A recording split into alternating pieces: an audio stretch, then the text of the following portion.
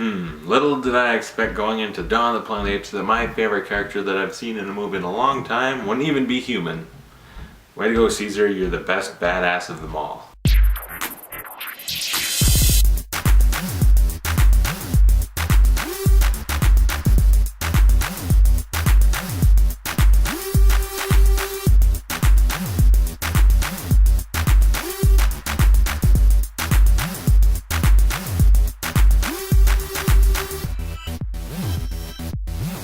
Dawn of the Planet of the Apes stars Andy Serkis as performance capture of Caesar, along with some human actors, you know, Jason Clarke, Gary Oldman.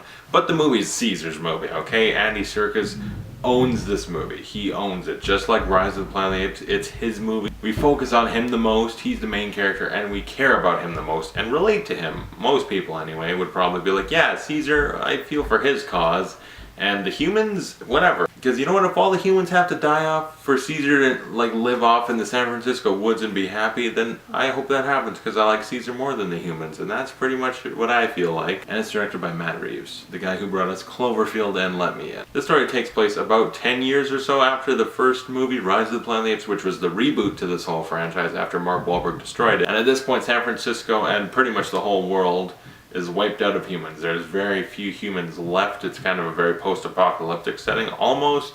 And the apes, Caesar's group of apes, are living off in the San Francisco woods having a good time, just being apes, hunting, living, being peaceful, until they run into the last humans of San Francisco who are trying to get into the woods where Caesar's group lives so they can work at a plant to get power back to the city so they can try regroup with the rest of the world, bring back to how it was before the whole virus got released from the first movie. But then there becomes a power struggle and tensions rise between the apes and humans, and you get an awesome movie, an awesome movie. This is probably the best movie of the year so far. And I think it all boils down to Andy Serkis. He's like the main point, is just why the movie's so good, because as a performance capture actor, he is so good, so good. Since Gollum, King Kong, Caesar's his best, and I love Caesar. He's an ape, but he's not just an ape. He's a super smart, intelligent ape that wants humans to be able to coexist with apes, but he wants the best for apes, and humans are not involved in that at all. It's like, let us go and do our own thing, and you do your thing, and we'll be fine, right? And because of that, you're happy, and you like him, and you want him to succeed. You really care for him. He's so good. Andy Serkis is acting, my word, you can just tell it's awesome, and the Academy needs to nominate him and give him an Oscar, because you can tell it's not just they're CGIing an ape's face. No, that's his performance being CGI'd to look like an ape.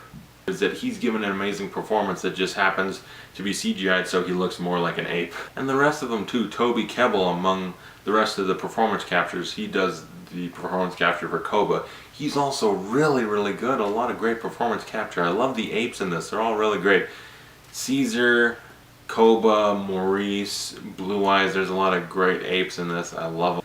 And the humans have some cool people too. You know, Gary Oldman, he's good in the movie, but the main human actor would be Jason Clarke, who's finally sort of becoming a bit of a movie star. You know, he was in Lawless and Zero Dark 30, but this is the first movie where, aside from the apes, he's the star of the movie.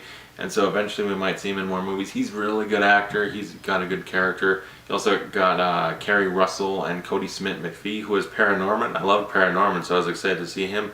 And he's also from Let Me In, from the same director. Matt Reeves also directed that movie.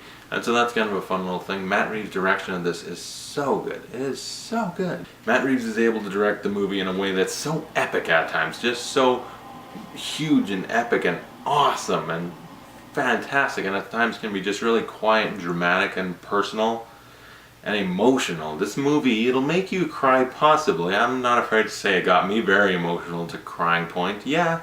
It's particularly because of Andy Serkis, but yeah, he did a good direction in this movie, Matt Reeves, because yeah, he just goes from some awesome action moments and then real quiet moments, and he does it so well. And this one's even better than Rise of the Planet of the Apes, and I loved Rise of the Planet of the Apes, so I'm happy. I'm hoping this goes forward and becomes even better and better and better. I don't know if they're going to have Matt Reeves come back to direct or who, but I have high hopes for the next one. The music in this movie also adds to the whole epic quality of it, because it can be very emotional, and then it can just be huge, awesome, epic music that helps with these epic scenes, and I love it. The music is another standout of the movie. And the special effects, my word, they're good. I mean, you got apes on horses, all these big action moments. The effects need to look good and not like the goofy costumes you got in the Tim Burton one.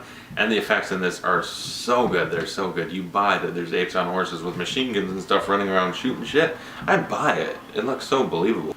Dawn of the Planet of the Apes is a very touching, emotional movie that is also the big epic blockbuster of the summer. I loved it so much. My favorite movie of the year so far. And there's a lot of other great movies, but this one just, this is the best one yet.